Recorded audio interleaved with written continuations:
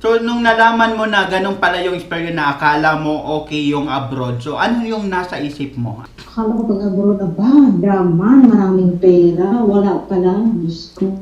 Sumasayaw ka ba? Hindi.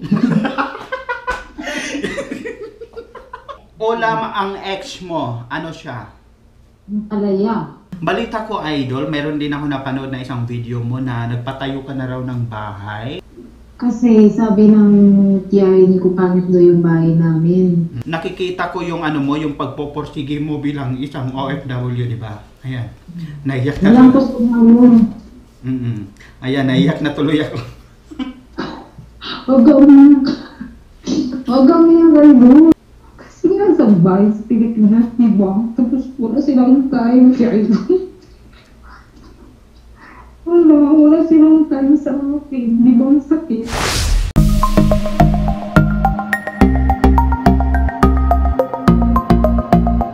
Ayaw sa tingogas. Ayan mga ka-Aljaz, welcome back ulit sa ating panibagong Q&A. And this time, I'm so happy na mayroon po tayong bagong collaboration. Akala mo, imposible, pero posible pala yan. Ang tinutukoy ko po ay ang ating mga matatalik na kaibigan dito sa mundo ng YouTuber. Ang walang iba po, si Idol Soul. Ayan na nga, wow! Welcome po sa ating Q&A, Idol. Yeah. Welcome. Sige na, go. Ang mga tanong natin dyan, ano yung mga banat natin? Ayan, Idol. Mag-promote ka muna ng channel mo. Sige guys, huwag mong kalimutan tayo subscribe sa ating channel so, ayan na.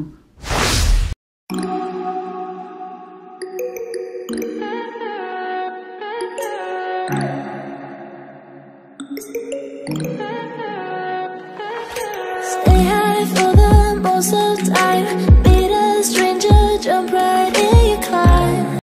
Ano po ba ang trabaho natin dyan, Idol? If you don't mind. Ito DH, katulong, ganun, kasambahay, lahat na ng trabaho dito. Ayan, so ano ba yung karaniwan na ginagawa natin yung bilang isang DH dito sa Saudi Arabia? Ano yung mga ginagawa natin dyan? Madalas talaga, araw-araw talaga ginagawa, walang palya yung paghugas ng pinggan. Pero pagluluto, hindi ako nagluluto. Nagluluto ako sa akin ng napagkain, pero hindi ako nagluluto sa pagkain ng amo ko. Tapos yung trabaho, hindi ako naglalaba ng damit ni Madam, taga-tupi lang. Kasi hindi naman kailangan plansahin yung mga duster eh. Hindi na kailangan. So, ano lang kay Lulu. Yung kay Lulu lang. So, doon ka lang nag-a-adjust. Okay, sige, eto na lang.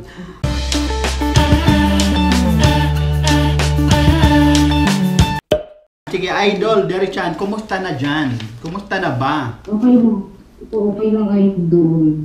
Ayan. Okay lang, kahit kulong. Boring, kulong. Hangit mo nagita ako sa labas eh.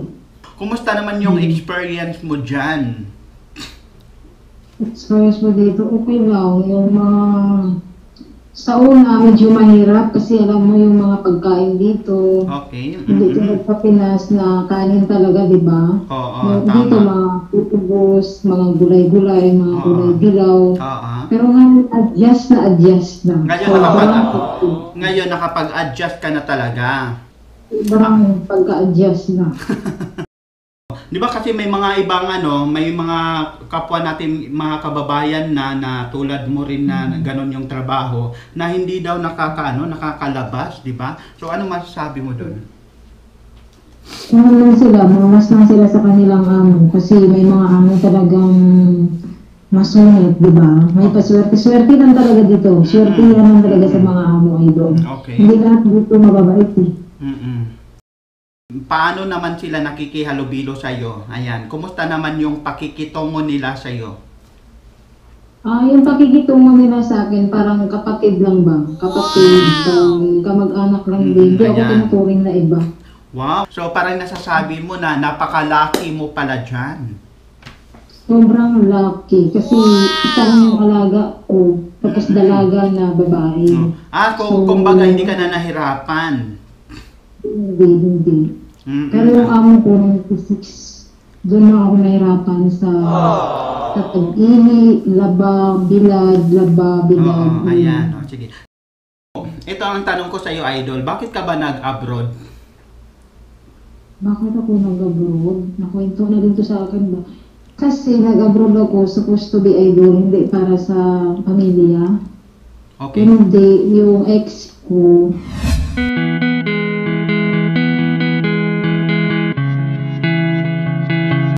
Pinagpalit niya ako. Okay lang ba? At talaga?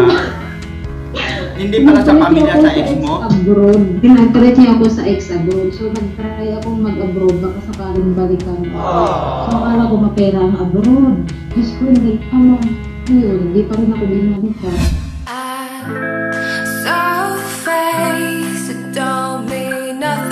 Wala nga, hanggang tumagal ako dito. Ayun, pinarero ko na, tinuloy-tuloy ko na. So, nung nalaman mo na ganun pala yung experience na akala mo okay yung abroad, so ano yung nasa isip mo? Akala ko pag-abroad, draman, maraming pera, wala pala. Diyos ko. Wala. Yun ang experience ko. Bago makitain ng pera, kailangan paghirapan.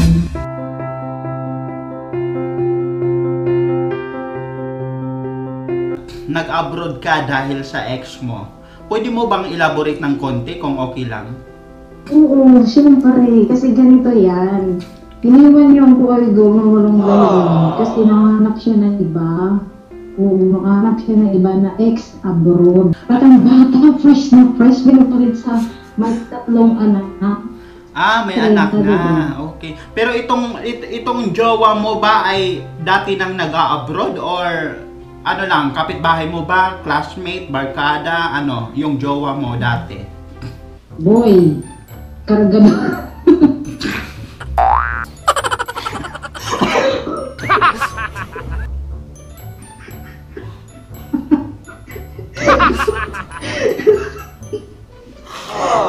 Nahirapan ako Nahirapan na. Talagang, ano mo, yung lakas mo talagang makaboy. Mga ganon agad eh. Hindi ako nakapag-adjust dyan, Idol, ha? Grabe. Parang hindi halatang bitter lang, no? Ano sa tingin mo ang dahilan bakit ka iniwan? Hira.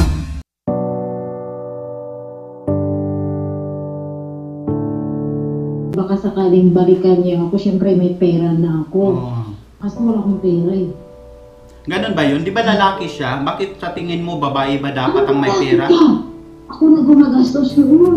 Kapag sahod ko, ako magmang-inasal, ako mag-jollibee, ako lahat ay gawin. Lahat, alam mo na kung ano ba yun. Ako lahat. Parang minsan pa ako hoping na balikan niya ko kasi dito na ako. Alam mo yun, nandun. Wala, minura niya ako ay so ipabarang ko siya. Ano, grabe ha? Bakit ganon? Oo. Kasi nga, hindi niya binalik yung cellphone ko, yung iPhone ko, yung may utang kasi sa akin, hindi niya pa, hanggang ngayon hindi pa binayaran. Oh my God. All out ka pala magmahal, Idol. Boga, idol. Oh, grabe no. Napakaswerte naman ng lalaking hinayupak na yun, no? Nahipak talaga yun. Hindi ako nakapag-adjust sa revelation mo, Idol. Balita ko, meron ka na ng bagong ano ngayon, nagpapangiti sa iyong mga mukha. Ilan taon na ba kayong mag-boyfriend, girlfriend, mga ganon?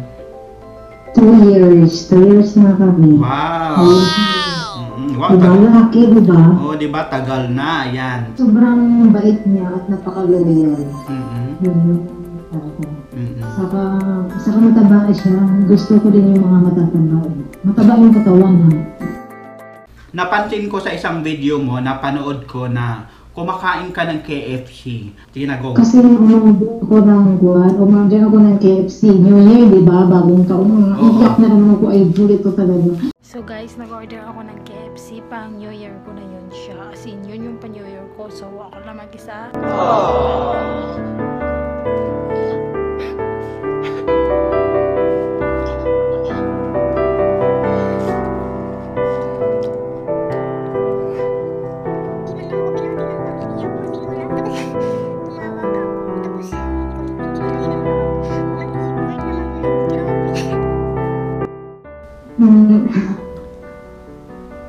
Iyak na ako.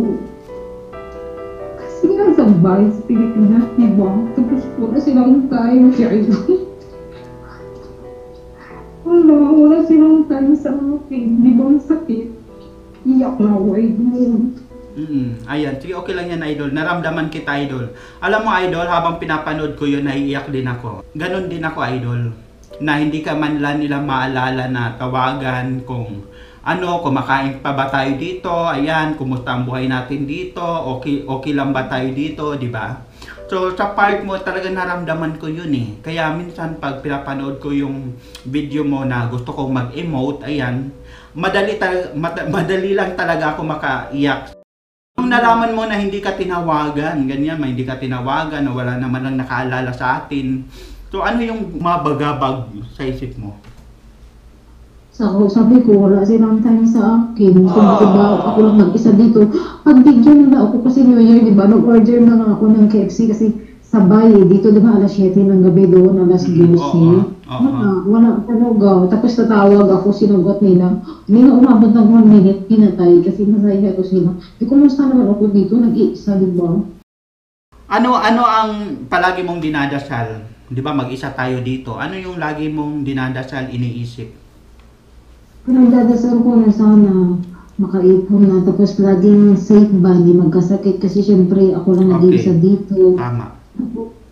Tapos ayun, sana magkatuloyan kayo ng boyfriend ko. Wow, ganyan talaga eh. Boyfriend talaga eh. Oo, hindi ko mawawala eh. Balita ko, Idol, meron din ako napanood na isang video mo na nagpatayo ka na raw ng bahay. Wow! Ayan, pwede bang kwentuhan? Ano ba ang mga pinaghandaan mo doon? Kasi sabi ng tiyahin ko, pangit daw yung bahay namin. Ipapakita ko yung aking bahay na nasa probinsya no, na na-invest ko dito sa 5 taon na pagkakatulong ko sa Riyadh, Saudi Arabia. So alam niyo yung pakiramdam na ang layo mo sa pamilya mo, masaya lang sa puso, di ba? Na nagkabahay ka dahil sa pagiging katulong mo.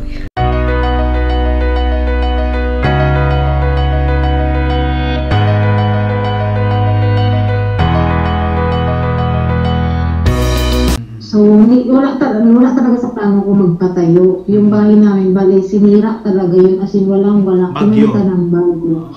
Kasi hindi ako nagpapadala sa amin, Idol. Kung baga yung sahod ko, hindi ako nagbibigay sa lahat sa kanila kasi may trabaho din naman sila lahat. Ito kami magkapatid, tapos 3 pamilyado, 4, may bahay, kami 5, may bahay. Actually, maganda na talaga yung bahay mo ha. In fairness, I'm so proud of you na gano'n na kahit papaano, kahit konti lang, alam mo, I know what you mean na kahit gano'n lang yun, talagang nakikita ko yung mo, yung pagpoporsige mo bilang isang OFW, di ba? Wow! Naiyak na tuloy. Ayan, naiyak na tuloy ako. Huwag kang iyak, Idol. Ano ba? Huwag kang iyak. Iyak niya din naman ito. Iyak niya si Idol. Huwag kang iyak, Idol. Wala lang. Matay. Sige, drama. Nagdadama ng konti. Ayan. Sige, eto na lang. Wait muna, parang nahirapan ako mag-add siya. Sige, eto na lang, Idol. So, nung nagpatayo ka na ng bahay, gaano ka kasaya nung nakita mo na ito na yung resulta, ito na yung nakita kong pagpoporsige, ganyan? Masaya ako, pero Idol, nung ginawa yung bahay na yun, masakit ulo ko. Alam mo, umiinom ako ng Panadol. Hindi na mawala stress kasi inisip ko kailan matapos.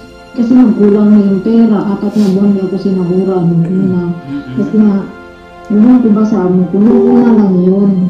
Tapos hanggang sa ngayon, sunod-sunod na yung sahod ko, ayun. Stress, Idol, kahit na umiinom ako ng Panadol, hindi nawawala yung sakit ng ulo. Kasi stress eh. Huwag mong isipin yun. Ano lang, kung may pera, pagawa. Kung wala, huwag mo nang agad madaliin. Kumbaga, huwag natin ipilit ang mga bagay-bagay. Kung alam mo naman natin na nagtatrabaho tayo, di naman tayo mga milyonarya dito, di ba? Ang hirap naman dito mag-adjust, Idol, naiyak na tuloy ako. Nahirapan ako mag-adjust, Idol. Ayan, nahirapan ako mag-adjust. May mensahe ka bang gustong iparating sa mga kapwa natin mga DH dyan? Ayan. Anong gusto mong... Ang gusto ko lang iparating sa inyo, mga kapwa ko, mga OFW sa Pilipinas, na mag-a-apply. So, pray lang kayo sa Pilipinas, no? Kasi mahirap eh. Swertihan lang talaga dito sa may Middle East. Swerte lang. Ayan, sa mga nandito naman, ano naman ang message mo sa kanila? Mga message ko sa kanila, mag-ingat na lang sila at saka, I love you. At saka Ayan. mabuhay, di ba? Ayan. Mabuhay. Sige. Ano yung diskarte para tumagal? Tiis talaga, kahit na pagod ka na, kailangan talaga ng tiisin para sa pamilya. Ayan.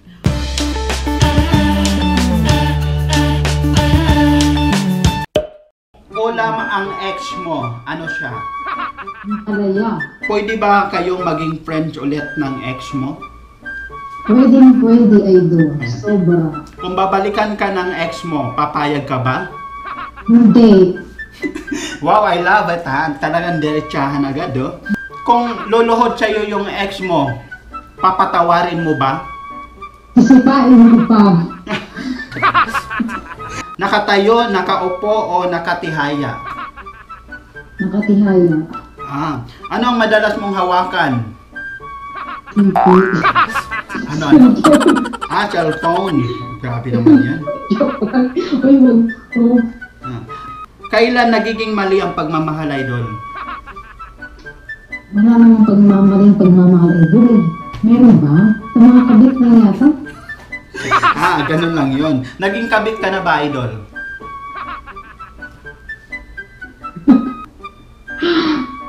Hindi naman, ewan ko, idol. Ako. Ano ang namimiss mo sa Pilipinas? Bihe, lechon. Talaga? Lechon baboy. Saang parte ng katawan ng jowa mo na bet mo? Braso. Braso. Gusto mo ba ng malaki? Mataba. Gusto ko mataba. Gusto mo mataba? Ayan. Gaano kataba? Taba, yung mga saktong tabaan lang. May sakto lang. Sakto lang mayakap. Ayun. Takbo, lakad. Takbo. Ayan. Kanta, sayaw. Sayaw. Ayan. 10 lang sayaw. Sumasayaw ka ba? Hindi.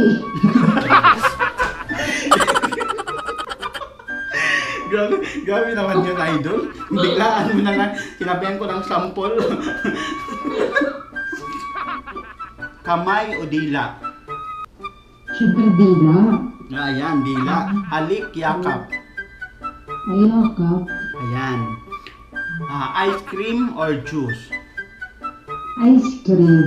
Ayan. Paano ka dumila ng ice cream?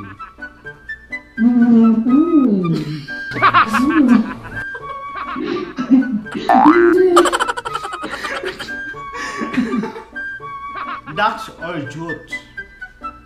Siyempre yung duck. Ducks talaga. Wow, maraming salamat po sa ating idol na si Idol Soul sa kanyang pagpaundak sa atin. Ayan, maraming salamat. Sige, idol, mag-promote ka na ng iyong channel, iyong mga Instagram account, Facebook page. Sige, go ahead.